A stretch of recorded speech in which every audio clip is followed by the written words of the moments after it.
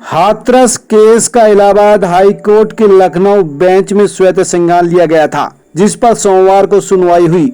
सुनवाई के दौरान कोर्ट ने प्रशासन से नाराजगी जताई। कोर्ट ने ADG law and order Prashant Kumar से कहा कि अगर आपकी बेटी होती तो क्या आप बिना देखे ही अंतिम संस्कार होने देते।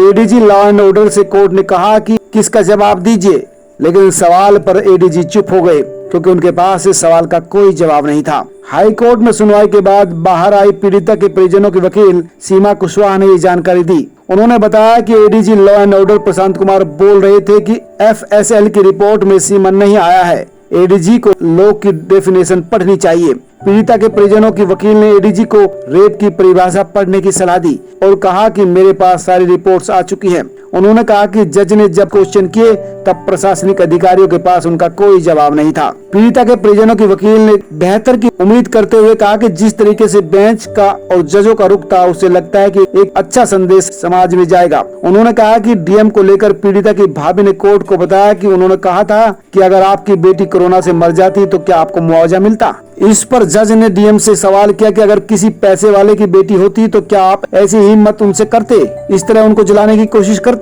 जिस तरह से बड़े व्यवसायिक घरानों के लोगों को एक वोट का अधिकार है, वैसे ही दलित और अन्य लोगों को भी एक वोट का अधिकार है जो उन्हें संविधान ने दिया है। सीमा कुशवाहा ने कहा कि देश में हर समुदाय के लोगों को मानवाधिकार दिए गए हैं, इसका उल्लंघन कैसे किया जा सकता है। उन्होंने कहा कि अंतिम संस्कार में गंगा जल होता है, गंगा माँ का पवित्र जल छिड़का जाता है। आपने केरोसिन डालकर बेटी को जलाया है, ये मानवाधिकार का उल्लंघन है। जब लोगों ने अंतिम संस्कार कर लिया तब संदेश भिजवाया और वहाँ कुछ लोग इकट्ठे किए और फिर वीडियो बनाया। सीमा कुशवाहा ने 2 नवंबर की अगली सुनवाई से पहले कोर्ट में हलफनामा दायर करने की बात कही और कहा कि इसमें सारी बातें बताएंगी, लेकिन इस संबंध में मीडिया में कोई बात नहीं करेंगी। उन्होंने साथ ही ये भी कहा कि हमने कोर्ट से 3 आग्रह किए हैं जिसे कोर्ट ने कंसिडर किया। हमारा पहला आग्रह था कि केस को ट्रांसफर किया जाए। जांच जारी रहने तक केस ट्रांसफर नहीं किया जा सकता।